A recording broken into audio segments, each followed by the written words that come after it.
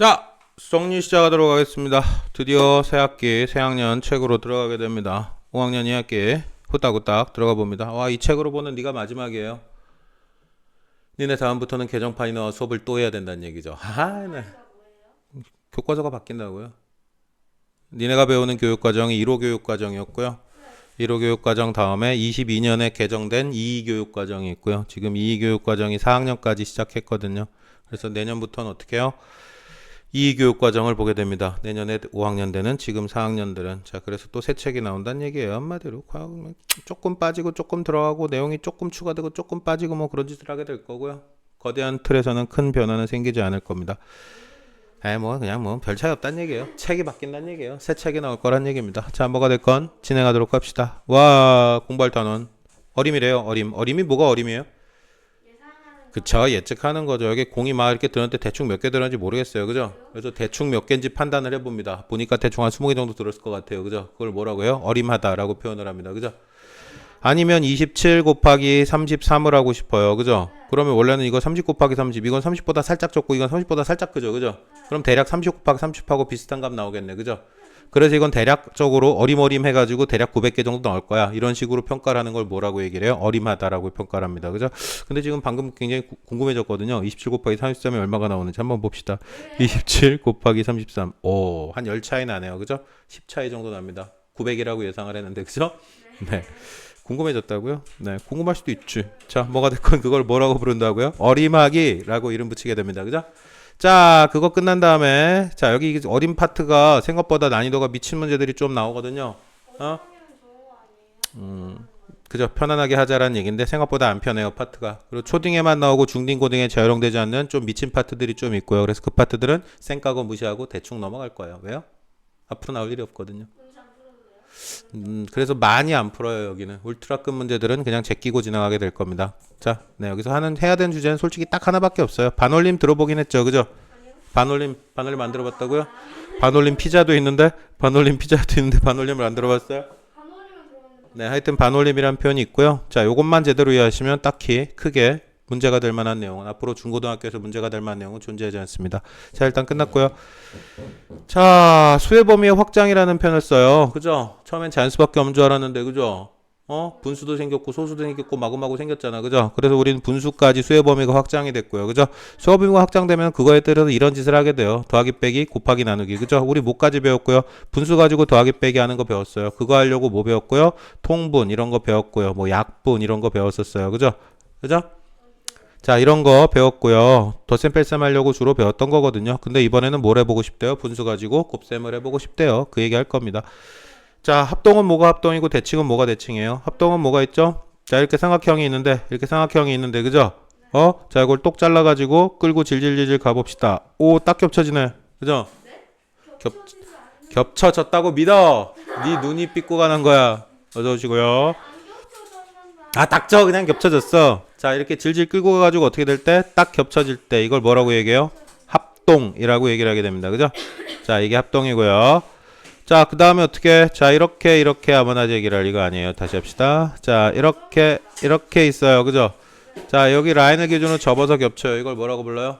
대칭이라고 부르게 됩니다. 이건 정확하게는 뭐라고 부르고요? 선대칭이라고 부르게 되고요. 데칼코마니 뭔지 알아요? 데칼코마니 뭔지 알아요? 네, 이렇게 종이 놓고요. 여기 반 접었다 펼쳐놓고 잉크 막 뿌린 다음에 펄딱 접었다가 다시 펼쳐요. 그럼 어떻게? 양쪽에 똑같은 모양 이렇게 생기죠. 그죠? 그걸 뭐라고 불러요? 이거 기억 안 나, 이 자식아. 이거 미술 시간에 자가지고 이름도 기억도 안 나고. 자, 이렇게 불러요. 데칼코마니. 자, 그거 접어서 겹칠 때 그걸 뭐라고 불러요? 대칭이라고 부르게 되고요. 와, 분수 곱셈 배웠으니까 모두요. 소수 곱셈도 배워보자라는 얘기를 하게 됩니다. 와, 계산이 미쳐 날뛰는데요. 계산 못한 애들은 조금 힘들어집니다. 직육면체가 뭐 직육면체고요? 직육면체 말고 이미 배운 거 있거든요. 모든 길이가 다 똑같아요. 이건 뭐라고 불러요? 이건 정육면체라고 부르게 되고요. 그죠? 그죠? 자, 직육면체는 뭐가 직육면체야? 한쪽으로 길어요. 이렇게 직육면체. 흔히 말해서 그냥 뭐라고요? 라면 박스들이 직육면체예요. 그죠? 라면 박스들. 라면 박스 자식아. 라면 박스가 뭐라고 부르게 되고요? 직육면체라고 부르게 되고요. 그럼 정육면체는 대표적으로 누가 있어요? 네, 정육면체 대표적으로 누가 있죠? 아주머니, 정육면체 대표적으로 누가 있죠?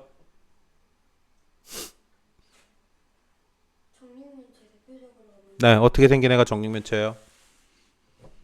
아, 정말 주사위. 주사위 이렇게 만들면 돼요, 안 돼요? 그럼 1의 눈이 나올 확률, 6의 눈이 나올 확률이 달라지겠죠, 그죠? 정육면체 똑같이 만들어야 돼요. 주사위는 똑같이 만들어야 돼요, 그죠? 그래서 어떻게 대표적인 애들 정육면체 주사위가 있고요, 직육면체 라면 박스가 있어요. 이 정도로 얘기를 합니다, 그죠? 평균은 뭐가 평균이고요? 평균? 그죠? 보통 키가 평균이에요. 딱 중간 정도 키예요, 그죠? 그걸 어떻게 계산해요? 다 더해가지고 나누죠, 그죠? 시험을 봤어요. 시험을 봐가지고 1반, 2반, 3반, 4반 평균 점수 계산합니다, 그죠? 평균 점수가 높을수록 그 반이 공부 잘하네 이런 얘기를 했었을 거예요, 그죠?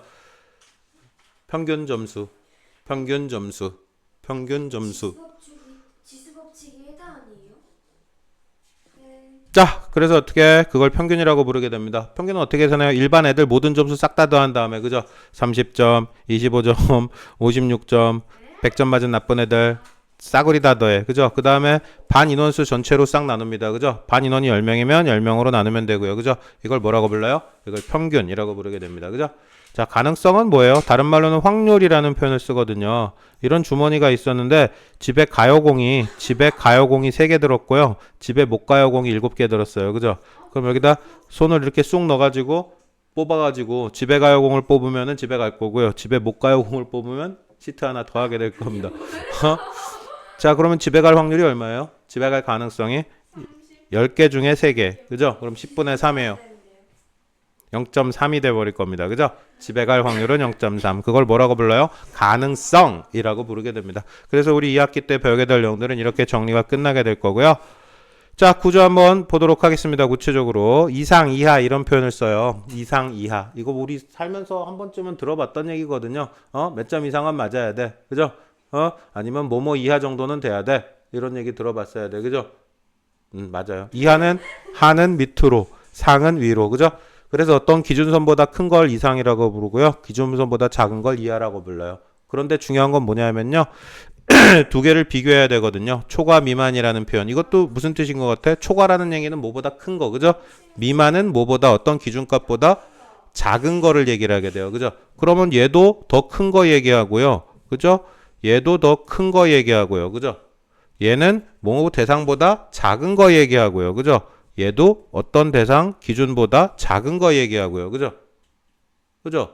근데 큰 거도, 큰 거의 표현이 초과도 있고 이상도 있고요, 작은 거 표현 이하도 있고 미만도 있대요. 왜 굳이 이렇게 다를까? 자, 그거에 대해서 이야기를 해봅시다. 대충 이상은 뭐보다 큰 거, 작은 거, 뭐보다 큰 거, 작은 거라는 느낌은 있어요, 당연히, 그죠? 거기까지는 이해하시죠, 그죠? 그런데 차이가 뭐냐면요, 얘네 둘은 같은 걸 포함해요. 같거나. 그래서 10 이상 이렇게 얘기하면은 10도 포함하고 10보다 큰 애들 10, 11, 12 이렇게 돼버리고요.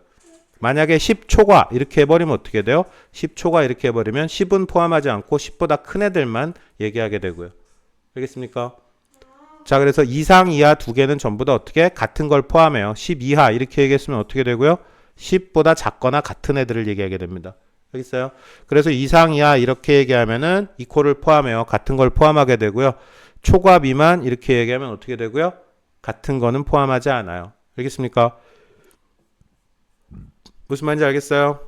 자, 그래서 표현을 굳이 정리를 해보자면은 이렇게 얘기하게 됩니다. 이상, 이하가 있고요, 그죠? 그 다음에 초과, 미만이 있고요, 그죠? 이렇게 되는데 기준점이 좀 달라져요, 그죠? 기준점 이렇게 딱 잘라가지고 왼쪽은 어떻게 되고요? 같은 걸 포함하고요, 오른쪽은 같은 걸 포함하지 않고요, 그죠? 자, 이렇게 딱 잘라가지고 위쪽은 기준값보다 크거나 같아요. 큰 애들 얘기하고요, 그죠? 요 밑에 애들은 기준값보다 작아요 애들을 얘기하게 될 거고요, 그죠? 무슨 말인지 알겠습니까? 네. 자, 그래서 10 이상 하면 어떻게 10보다 같거나 큰 수 이렇게 얘기를 하게 될 거고요, 그죠? 같거나 커요. 그래서 12, 12, 15.4, 16점 이렇게 소수점까지도 무조건 포함합니다. 같기만 하면, 같거나 크기만 하면 무조건 되고요. 정수라는 제한 조건이 따라 붙으면 정수만 판단하게 될 거고, 특별한 제한 조건이 없으면은 무조건 어떻게 크기만 한 모든 수들, 소수가 붙어도 되고 분수가 붙어도 되고 모든 애들을 다 포함하는 상황을 판단하게 될 거예요. 마찬가지로 같거나 작은 수 이하라고 표현하면 그죠? 같거나 작아야 되고요. 그죠? 걔네들은 어떻게 19, 7.5, 4.6 뭐 이런 식으로 작은 애들은 모조리 다 분수도 상관없고 소수도 상관없고 걔보다 작게만 하면 돼요. 이런 얘기를 할게 될 거예요. 무슨 말인지 알겠습니까? 자, 15 이상이라 그랬으니까 15 포함하고요. 15보다 큰 애들 찾아야 돼요. 이거 될 거고요. 그죠? 얘도 될 거고요. 또 되는 애 얘도 될 거고요. 그죠? 이런 식으로 나머지 애들은 15보다 작네요. 15 이하인 애들이네요. 그죠? 43 이하라고 얘기했으니까 43 포함하고 43보다 작은 애들이야. 그죠? 이렇게 얘기할 수 있게 될 거고요. 무슨 말인지 알겠습니까? 자, 뒤에 얘기하는 것들도 다 큰 차이가 없어요. 7페이지에 있는 모든 문제들 싹 다 풀고 계속 진행하도록 하겠습니다. 홀드할게요. 자, 계속 가보도록 하겠습니다. 자, 그래서 우리 여기까지 질문사항 없으면 바로바로 갈게요. 자, 아까 얘기했듯이 수의 범위를 수직선 위에 나타내요 라는 문제 봤었고요. 그죠? 말 그대로 나타냅니다. 근데 차이가 있어요. 네? 뭐가요? 다 풀어야죠 당연히. 초과까지 풀란 얘기입니다. 다 안 했어요 아직? 다 했어요? 질문 없으면 넘어갈 거라고요. 넘어갑니까? 자, 챕터 3로 가봅니다. 수의 범위 수직선 나타내보자는 얘기인데 요거하고 밑에 거 차이가 뭔지 한번 찾아볼까요? 그림에서의 차이, 수직선 상에서의 차이, 뭐가 차이가 생기는지 한번 얘기해 볼까요? 어떤 차이가 있을까요? 위에 거랑 밑에 거랑 어떤 차이가 있는지. 네, 여기는 색깔이 채워져 있고요. 여기는 빵꾸 나 있어요. 그죠? 그죠? 그래 초과는 원래 이퀄 포함 안 하니까 이퀄 포함할 때는 이렇게 빵꾸를 뚫어 놓고요. 그죠? 이퀄 포함할 때는 색칠해 놓고요. 이렇게 표현하자는 얘기예요. 그래서 여기 5 이상 포함이니까 색칠돼 있고요. 미만 안 포함이니까 색칠 안 돼 있죠. 그죠? 그래서 실제 쓸 때는 그냥 이렇게 써요. 5에서 7이었다. 근데 여기 어떻게 이상이면은 이렇게 빵빵빵빵 칠해버리고요. 여기 7 미만이에요. 이렇게 빵 뚫어놓고 이런 식으로 표현을 하게 됩니다. 수직선상에 색칠하면은 포함 이상이거나 이하일 때는 색칠해야 되고요. 초과거나 미만이에요. 이퀄 포함 안 될 때는 이렇게 빵코 뚫어서 표현하고요. 이런 식으로 나타내게 됩니다. 무슨 말인지 알겠어요? 자, 그래서 어떻게 요거 보고 나타내 11 뭐야? 11 초과죠. 이퀄 안 포함돼요. 색칠 안 돼 있고요. 그죠? 15 미만이에요. 이렇게 얘기할 수밖에 없겠네요. 그죠? 자, 6번 케이스 체크하시고 한 번 더 확인. 바로 문제로 돌아갑니다. 실전까지 싸그리다 푸시고 특이사항 있는지 11페이지까지 모든 문제 정리하고 질문 있으면 바로바로 나올 거예요. 알겠죠? 자, 계속 정리해 보도록 하겠습니다. 우리가 가야 될 포인트는 질문 진짜 없어요. 자, 올림으로 가봅시다. 우와, 이번엔 뭐 하냐면요. 반올림이라는 걸 한번 생각해 볼 거예요. 반올림 들어본 거거든요. 그죠? 반올림. 들어봤어요, 혹시? 안 들어봤어요? 자, 그러면 그냥 무시하고 본격적으로 들어갈게요. 그냥 보시는 게 나아요. 들어보고 생각해 본 적이 있으면 확인하면 조금 더 편해지는데요. 그냥 갑시다. 자, 뭐냐 하면요. 아까 어림어림 이런 표현을 썼잖아요. 그죠? 대충 한번 판단해 보겠다는 얘기야. 정확한 값이 필요가 없을 때. 그죠? 자, 그래서 어떻게 올려요? 구하려는 자리 아래수로 올려서 나타냅니다. 256 올림에서 주어진 자리까지. 근데 주어진 자리가 어디까지? 만약에 10의 자리까지 나타내고 싶었다 칩시다. 그죠? 그죠? 그럼 여기 하나라도 있으면 어떻게 하겠다는 얘기야? 한 자리를 올려버리겠다는 얘기야. 그래서 그걸 뭐라고 표현해요? 이름을 올림이라고 이름을 붙이게 됩니다. 올림이라고. 자, 그래서 어떻게 여기 뭐라도 하나 있으면 10의 자리까지 나타내라 그랬잖아. 그죠? 10의 자리까지 나타내는데 여기 꼬랑지가 하나라도 붙어 있으면 그죠? 그걸 그냥 하나 올려가지고 260이라고 써보자. 이런 아이디어를 얘기를 하게 되고요. 이걸 뭐라고 이름 붙였다고요? 이걸 올림이라고 얘기를 합니다. 여기 있어요. 자, 그래서 256을 이번엔 어디까지 나타내고 싶어요? 100의 자리까지 나타내고 싶어요. 그죠? 자, 그렇다면 여기 보니까 어떻게 100의 자리 여기 2까지 나타내고 싶었다는 얘기예요. 그죠? 그런데 밑에 보니까 조금이라도 있네. 바로 밑에 자리 5라고. 그죠? 되게 많네 생각보다. 그죠? 그럼 이걸 어떻게 하겠다는 얘기야? 한 자릿수를 올려가지고 얼마라고 표현해보자? 300이라고 써보자. 올려서 써보자. 그래서 이걸 뭐라고 이름 붙인다고요? 올림이라고 이름 붙이게 됩니다. 여기까지 오케이? 자, 그래서 올림 처리할 때는 몇 자리까지 표현하는지 그걸 아는 게 중요합니다. 여기서 뭐라고 주장해요? 100의 자리까지 표현을 해보자. 그죠? 100의 자리까지, 주어진 자리까지 나타내요. 100의 자리까지 나타내보자 라는 얘기예요. 근데 6710이니까 100의 자리까지 나타내면 어떻게? 바로 밑에 10의 자리에 일이 조금이라도 뭐라도 있으면, 그죠? 밑에 조금이라도 뭐라도 있으면 그냥 하나를 올려버리겠다는 얘기고요. 그래서 이걸 뭐라고 써달라는 얘기야? 6800 이렇게 써달라는 얘기가 돼버릴 거고요. 그죠? 그죠? 여긴 어디까지 나타내고 싶대요? 똑같이 6710을 대상으로 하겠는데 이번에는 1000의 자리까지 나타낼 거래요. 그죠? 그럼 1000의 자리 여기까지 나타내고 싶은데 밑에 보니까 있어요, 없어요? 있어요. 그럼 어디까지 가야 된다는 얘기? 7000까지 가야 된다는 얘기가 돼버리죠. 한 자릿수를 올려버리는 게 올림의 핵심이니까. 그죠? 무슨 말인지 알아듣겠습니까? 자, 버림도 한번 볼게요. 버림. 자, 버림은 이번에는 뭐예요? 아씨, 구하려는 자리 S를 이번에는 무조건 아까하고 반대죠. 그죠? 아까하고 반대로 이번에는 무조건 버려달래요. 그죠? 이번엔 어떻게 10의 자리까지 나타내는데, 그죠? 10의 자리까지 나타내는데 버려버리겠대요. 이게 있는 걸. 그죠? 그럼 버려버리면 어떻게 돼요? 요 자리의 값들을 버려버리고 340 이렇게 나타낼 수 있겠네요. 그죠? 그죠? 여기도 마찬가지로 어떻게 347인데 버려가지고 이번엔 어디까지 나타내죠? 100의 자리까지 나타낼 거래요. 그죠? 그럼 뒤에 47 이건 어떻게 해야 돼요? 버려버려야 돼요. 그죠? 그래서 다 버려버리고 이번엔 얼마? 300이라고 쓸 수 있겠네요. 100의 자리까지 나타내달라 라고 얘기를 했으니까. 그죠? 무슨 말인지 알아먹겠습니까? 네. 그죠? 자, 2834인데 어디까지 나타내고 싶대요?